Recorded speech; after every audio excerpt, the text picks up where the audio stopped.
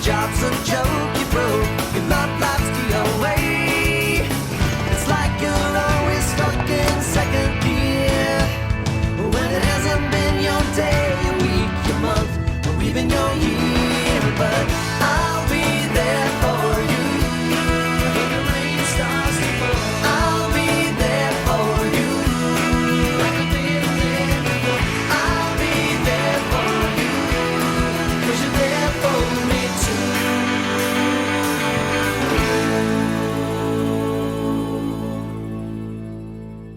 As is tradition, we first start with a fun COVID-19 update.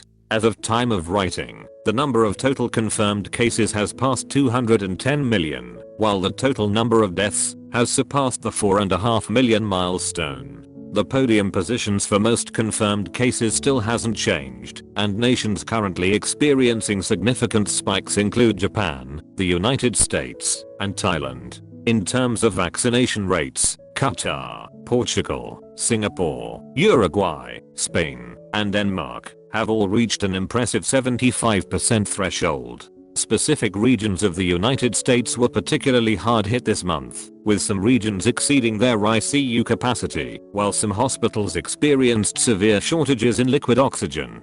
Quite astonishingly, according to data gathered by the Associated Press, vaccinated individuals in the US accounted for just 1.1% of all hospitalizations due to COVID, and since the Delta variant began proliferating, nearly all lethal cases have been regulated to people who are unvaccinated. Meanwhile, in the sheep-loving nation of New Zealand, the entire country goes into lockdown after one case was detected in the city of Auckland. In more light-hearted news, the Olympic Games concluded earlier in the month, with the United States in first, mainland Taiwan in second, Japan in third, the Great British Motherland in fourth, the Russian Olympic Committee in fifth, and Kangaroo Land taking sixth. With this in mind, China has alternatively declared themselves the first place winners, with their reasoning being that they consider Hong Kong, Taiwan, and Macau all part of China. By that same logic, we at the Swag News team would like to pronounce every single member of the Earth as citizens of Swagistan, and therefore claim the number one position for ourselves. Well done everyone, you should all feel proud.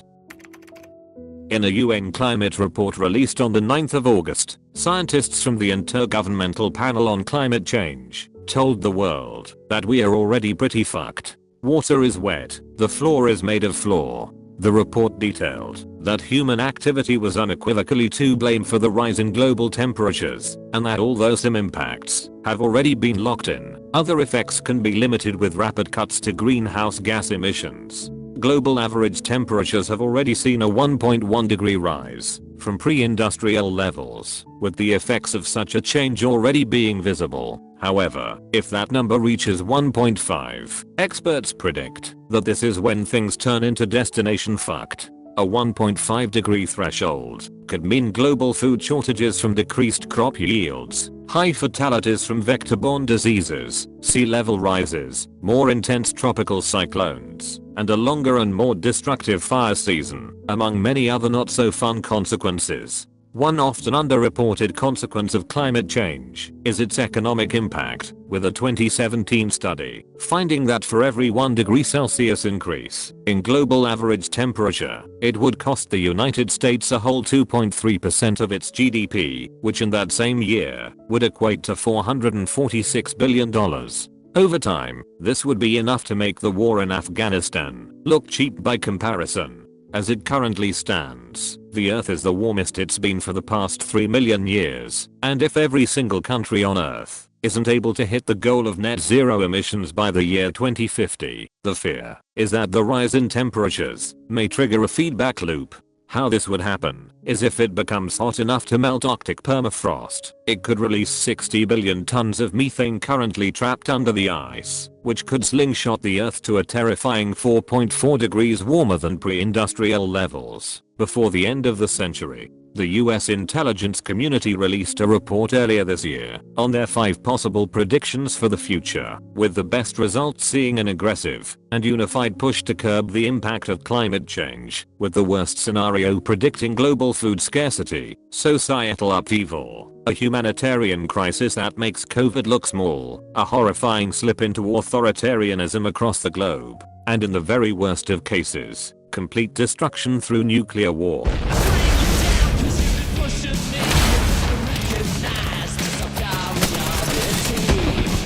It should be noted that this is only under the worst of circumstances, and although there tends to be a lot of fear-mongering about these types of issues, this genuinely might just be the greatest threat to humankind we've ever faced. When there's an evil face to punch, humans tend to gain the ability to move mountains to overcome incredible odds, but in the absence of something to hate, we are likely to just remain inactive until it's far too late. As you might imagine, the most damning climate report to date would likely terrify nations the world over. However, Australia, living up to its reputation of opposite land, embraced the thought of a Mad Max-style hellscape. Hold on tight, mate. This is gonna be a blast. Australian Prime Minister Scott Morrison has long had a history of climate denial in his career, having close ties to the coal industry, and once famously brought a lump of coal into Parliament in 2017. Australia unfortunately has an embarrassing reputation when it comes to climate action, with a report released earlier this year by Renew Economy placing the nation dead last out of 193 countries scored. As of time of writing, Australia has not committed to achieve net zero emissions by 2050, and despite having the luxury of an entire continent filled with sun-scorched fuck all, the government is still choosing to build new fossil-fueled power plants, as opposed to construct cheaper and infinitely more sustainable solar farms. Prime Minister Scott Morrison has long had a reputation of being a less than courageous leader, having a close relationship with QAnon public figure Tim Stewart, famously fucking off to Hawaii when the country faced its worst national disaster since World War II, and according to an urban legend, shooting himself at Engadine Macus on September 20th, 1997. The Swag News team has previously attempted to verify this report independently, however we were unable to find solid or any confirmation. Viewers are as always free to find our extensive list of sources in the description. A 24-year-old Hong Kong man has become the first person to be arrested under the infamous national security law, which was passed in June of last year. As it's been a while since we've talked about the Hong Kong situation, let's start with a fun lesson in history. It all started during the Opium Wars, when the British fought for their noble right to sell the devastating drug to Chinese merchants in exchange for tea and other prized Chinese goods. The British, who were experts in raffle-stomping foreign armies, won the conflicts in a convincing fashion, and as a result, took control over the region of Hong Kong. However, not confident in their ability to properly defend the region, the British agreed to instead lease Hong Kong for 99 years, after which, it would return under Chinese jurisdiction. The British wouldn't have to worry about security, and the Chinese, who had ruled over the region for the past 2,000 years, figured eventually getting it back without bloodshed was a pretty good deal. From when the agreement was struck in 1898, Hong Kong rose to become a democratic colony, formed around the British system of governance, and had cemented itself as an economic powerhouse and the center of international trade and commerce in Asia. When the lease finally ended in 1997, the British returned Hong Kong to the Chinese authorities, however, with the express condition that it would be allowed to keep its economic and political systems for 50 years after the transfer. As you might imagine, many citizens of Hong Kong, who liked the concepts of democracy and human rights, didn't like the idea of the Chinese government taking over the region, which spurred an exodus of over 500,000 people before the transfer was made official. For the most part, this agreement was upheld until an amendment bill in 2019 would make it legal for Hong Kong citizens to be extradited to China and be tried under Chinese law. As China didn't have the best reputation for a fair justice system, literally committing genocide on ethnic Uyghurs in its northwest Xinjiang region, This obviously didn't sit well with the people of Hong Kong, and between the start of 2019 and the middle of 2020, huge protests took place over the territory. I was lucky enough to talk to some of the protesters at the time, and the passion, creativity, and logistical coordination was borderline unbelievable. And when considering that supposedly a quarter of the entire population were attending some of the rallies, this was far from a small fringe outlook. This momentum was dramatically halted in June of last year when China officially passed the infamous Hong Kong security law. Under this law, advocating for an independent Hong Kong could land citizens a lifetime sentence. The damaging of public property would be treated as an act of terrorism, and people suspected of breaking the law could legally be wiretapped and put under surveillance. Not only this, but China also set up a national security commission within the region. Hong Kong citizens could be tried in mainland China, and trials could be conducted completely behind closed doors. Perhaps the most insane introduction was that under Article 38 of the security law, it stated that foreign nationals committing these acts outside of China and Hong Kong were also subject to its laws, meaning me saying the line, "It sure would be cool if the people of Hong Kong had human rights," would technically be breaking Chinese law. This is where we finally come to where we are today. Up until now, the national security law has mostly existed as a looming threat to stop Hong Kong citizens from getting too comfortable with going against Chinese authority. COVID-19 and the threat of getting tried for terrorism for egging a bus stop put a stop to these large demonstrations, and our previous contacts in Hong Kong have since gone dark, likely for their own safety. However, with the arrest of the 24-year-old Tonga Hinkit for the crime of wanting an independent Hong Kong, it's likely that he's being used as an example for others who might have similar sentiments. Another development this month was news that the biggest teachers union in Hong Kong was being disbanded after Chinese state media accused it of helping to infiltrate schools with politics. When considering that the security law forces schools to sing the Chinese national anthem, report students with secessionist views, and even show propaganda cartoons in classrooms, such an accusation is pretty fucking laughable. Even before the security law came into place, a surveyed 40% of the population was considering immigration.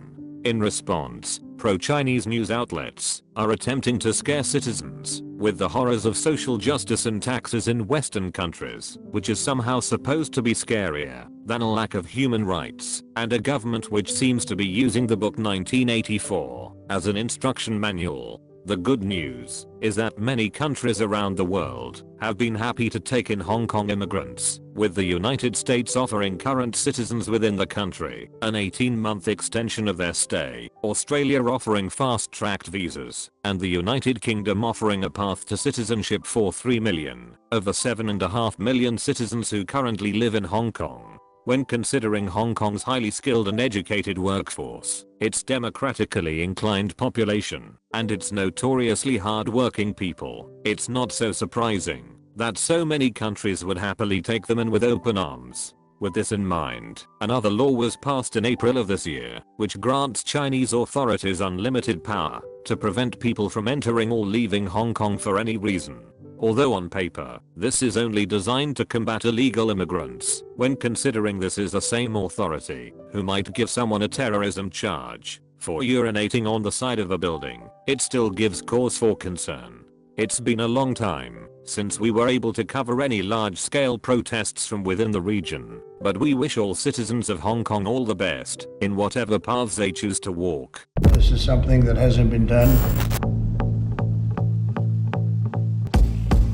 Viewers who can cast their minds back to August of last year might remember it being perhaps the most eventful month of an already chaotic trip around the sun, with our news entry being nearly an hour long. With this in mind, we thought it might be fun to look back on a few of these stories and how they've developed over an entire year. Perhaps the most insane of all headlines was the Beirut explosion, the consequence of 2,750 tons of improperly stored ammonium nitrate in the city's port district. The explosion, which was stated to be around a tenth of the intensity of the bomb that decimated Hiroshima in World War II, was attributed to mismanagement at the port and government corruption, which failed to relocate the volatile cargo into proper storage. The incident would unfortunately claim the lives of 218 people, leave 6,500 wounded, and would do an estimated $15 billion in damage to the city. At the time, there were many conspiracy theories suggesting that the explosion may have been triggered intentionally. WWE superstar and former US President Donald Trump stated at a press conference at the time that the explosion was the result of an attack. He didn't elaborate further, then left. Another theory was that terrorist group Hezbollah was involved. However, a lack of evidence and a spokesperson from the group denying involvement seemed to similarly disprove this claim. Although we still don't know the exact cause of the explosion, the most likely theory is that it was ignited by dock workers welding near a door of the warehouse, because as the old saying goes, never attribute to malice what can be explained by stupidity. When talking to a citizen of Lebanon as recently as this month, they claimed that the country has fallen into a state of disrepair, with shortages of bread, medicine, and petrol, a nearly worthless currency, and an electricity grid, which only works 4 hours per day. According to the United Nations, the unemployment rate in Lebanon is more than 30%, while over half the population now lives in poverty. Next up we have the Belarus election, where we once again get to check in on still reigning president, nearly 20-year dictator, and presumably used car salesman, Alexander Lukashenko. Viewers might remember the election campaign between the long-ruling self-proclaimed dictator and his unlikely rival, Svetlana Tikhanovskaya, an English teacher, who took the place of her husband's campaign after he was disqualified on a bullshit technicality. Despite only registering as a candidate only a month before the election, independent polls had her expected to take as much as 95% of the vote. However, when the official results were released, it was found that Alexander Lukashenko had miraculously won over 80% of all ballots cast. As anyone with 2 brain cells to rub together could have figured out that the election was rigged, Svetlana Tikhanovskaya decided that it would be best to flee the country to neighboring Lithuania. Upon her arrival, she claimed to be the rightful winner of the election and would employ the help of a coordination council made up of 7 prominent figures still in the country to organize a peaceful transition of power. From what we could find, all 7 members were later abducted, detained, or forced into exile. Since the pretend election, the European Union have introduced several waves of sanctions on numerous Belarusian officials, essentially freezing any assets and banning them from entering or traveling through any European territories.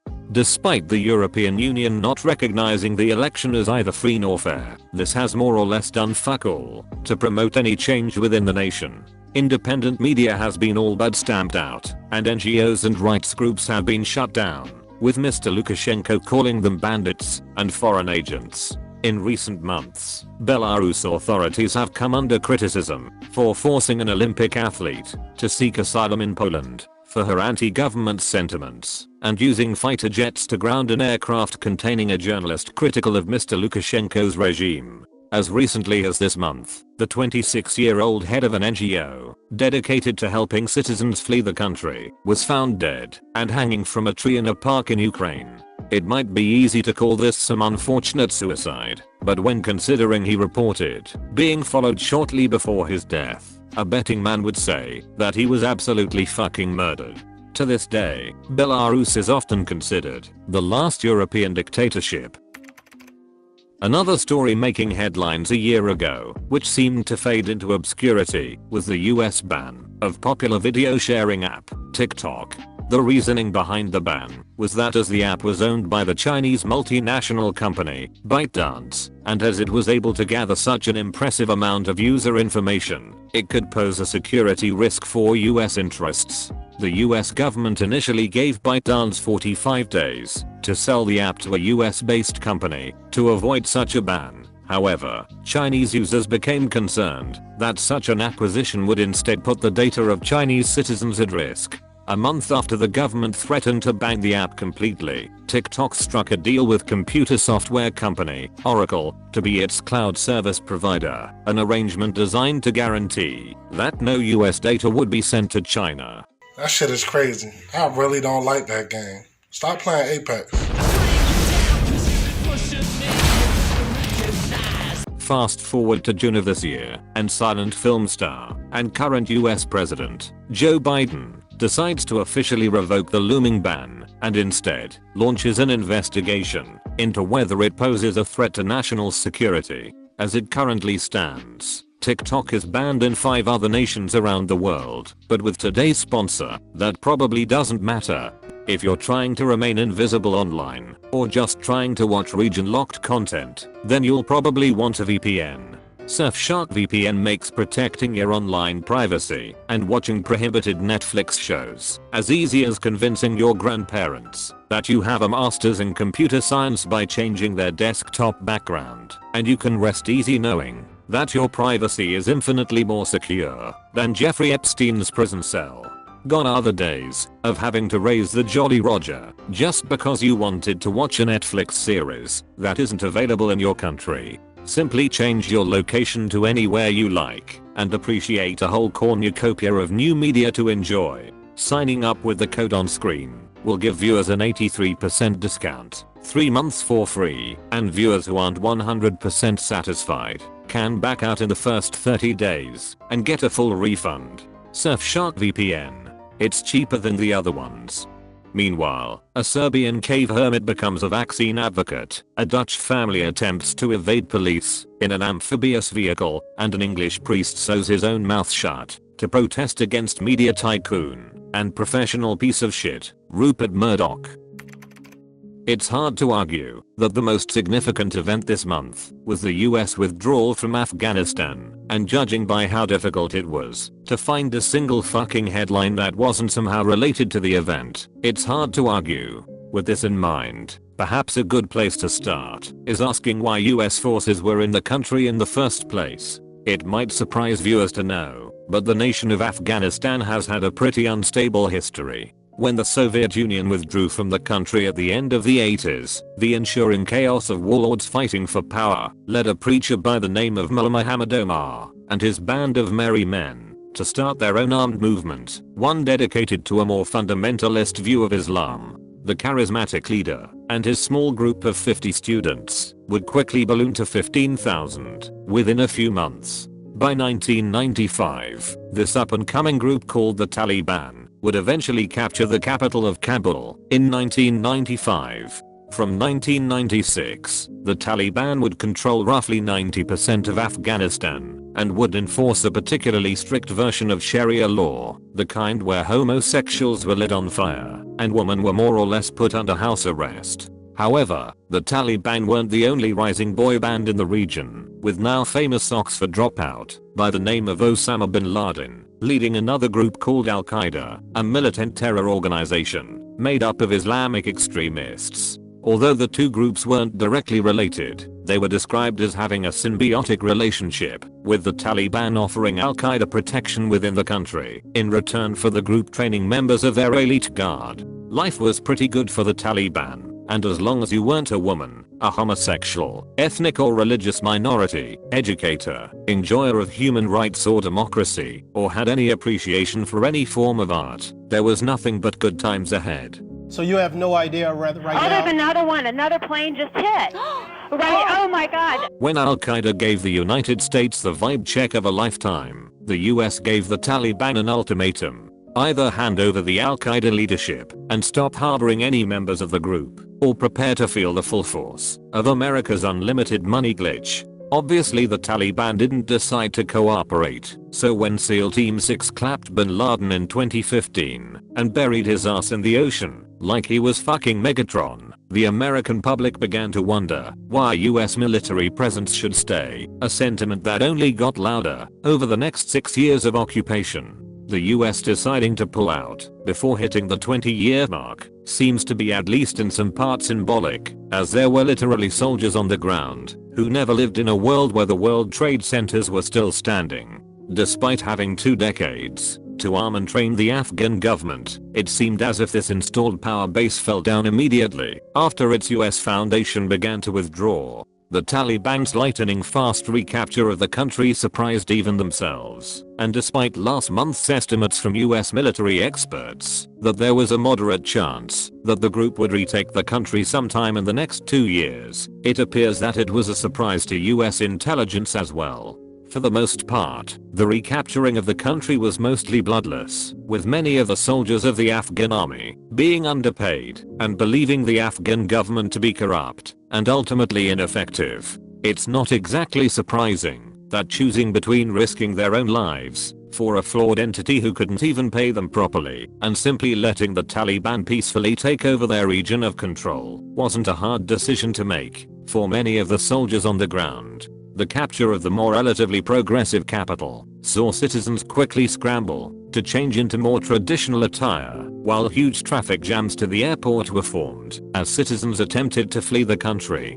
The United States and its allies have since been doing their best to protect Afghan citizens who acted as interpreters during the war and are planning to grant tens of thousands of fast-tracked visas for citizens and their families. This hasn't stopped the evacuation efforts turning into an absolute clusterfuck, with US embassy staff being airlifted to the Kabul airport by helicopter after destroying sensitive information, and 3 Afghan citizens falling to their deaths after desperately clinging to the side of military aircraft. Meanwhile, the Taliban militia have been enjoying the spoils of war left behind by the hasty exit of US troops, with some decked out in full US military kit, and others photographed on top of iconic Humvees. However, according to service members familiar with the vehicles, they estimate that their effective range without intense maintenance is roughly 600 meters in ideal weather.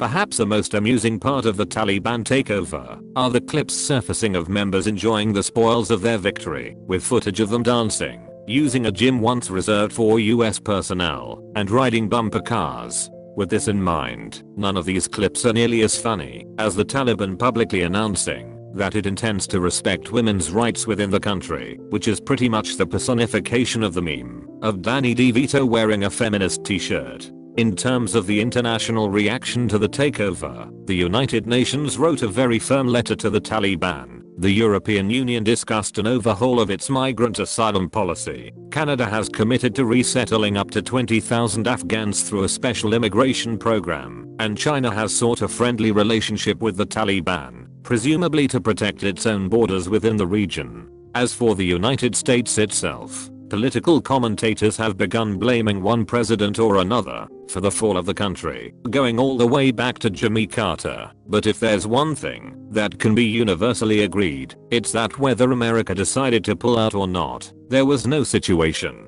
it would have been able to declare a decisive victory. Quite unfortunately, the already extremely repressed citizens of Afghanistan are likely going to remain so long into the future. In many nations around the world, homosexuality has more or less become accepted by a large portion of society, but for the most part, being gay is still considered to be unacceptable in the majority of countries. Earlier this month, a viewer brought to our attention a number of concerns he faced as a gay man living in Romania, and looking into the story further, we found an unfortunate trend of nationalist movements across Eastern Europe jumping on the same bandwagon. In June of last year, Polish President Andrzej Duda was deadlocked in a tight race with his political rival, and in order to pull ahead, he ramped up the hate for LGBT citizens, vowing to ban the teaching of related subjects in schools and to deny same-sex couples the right to marry or adopt. This wasn't the first time the rights of an entire group were used as a political bargaining tool. In 2001, Romania legalized homosexuality, not out of the goodness of their hearts, but as it was a human rights requirement to join the European Union and enjoy all the perks the economic and political bloc has to offer. Near the start of last year, Russian President Vladimir Putin also doubled down on the nation's anti-gay stance, formally banning same-sex marriage in the country. Although, it should be noted that Vladimir Putin changing the constitution is more or less just a 5-year-old, making up the rules for monopoly as they go along. This was just the first time it was written down. Although not being able to get married doesn't immediately imply a complete ban on being gay, our source in Romania detailed how life remains difficult for this group within the country. It is very depressive to see your rights being taken away from you, and there's nothing you can do. I tried to reach out to the Romanian media, to no avail. Seeing people dehumanize you is awful. It really got to a point where I didn't feel like a person anymore, because gay people in Romania are treated like fairy tale monsters, like they don't even exist. I don't want anything special. I don't want the world. I don't want money. I just want to be able to go with my boyfriend to a restaurant and not be threatened with my life. I want to be able to stay in the park and be coupled with my boyfriend without fearing somebody might attack us, and knowing that if we do get attacked, the police will just ignore us because we loved each other. A Pew Research study released in June of last year found that there was starting to become a slow divide in the attitudes of homosexuality around the globe, as while many countries tended to show rapid acceptance, others appeared to double down on their anti-gay sentiments. In general, the study did, however, find some interesting trends. As it turns out, attitudes on homosexuality were strongly correlated with the wealth and development of a country, showing that nations with a higher GDP per capita were generally more accepting of gay rights. Perhaps unsurprisingly, younger generations also tended to be more accepting across the board, although the degree to which tended to vary by country.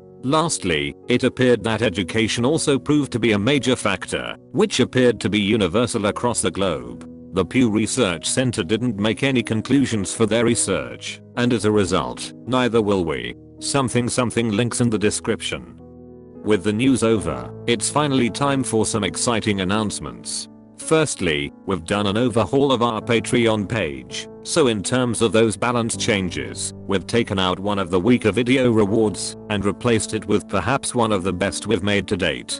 As promised, our guide on how to beat up 5-year-olds has been made, and as we're stupid excited to show it to people, it will be available to all supporters of all levels, from now until next month. On top of this, we've also made it easier to reach the next few stretch goals. At 850 supporters, we'll create a battle royale poll and make the top voted idea from the clusterfuck that ensues, and at 1,000, we'll hire a plane to fly over a major city to advertise the series, because if YouTube isn't going to recommend us, then we'll just have to take matters into our own hands. As it stands, we are already 3/4 of the way to 1,000, so viewers who wish to help out the series, watch exclusive videos, or just do it for the funny, can find a link in the description. On top of this, our Discord server is also running a Cancer for Cancer charity fundraiser, meaning we'll be auctioning off a few high value items for a good cause. Not only have our very generous friends at Ubisoft decided to donate a stash of game keys they found behind their couch, but the news team will also be auctioning off a sponsored slot on an upcoming video, meaning if you've ever wanted to tell your friend that they were a shit tier 8th main in spectacular fashion, now might be your time. Last time we ran this shit, you degenerates made me cut my chair in half for a good cause, and the Australian State Emergency Service was happy to oblige. One last announcement is that both myself and the team will be doing an AMA in the Discord server for the next few hours after this video goes live, so if there's anything you wanted to ask us directly, now is the time. As always, we'd like to thank all viewers, supporters, and contributors for making the series possible. Links to all sources, as well as everything else mentioned, is in the description, and on behalf of the entire team, we'd like to wish everyone a happy September of 2021.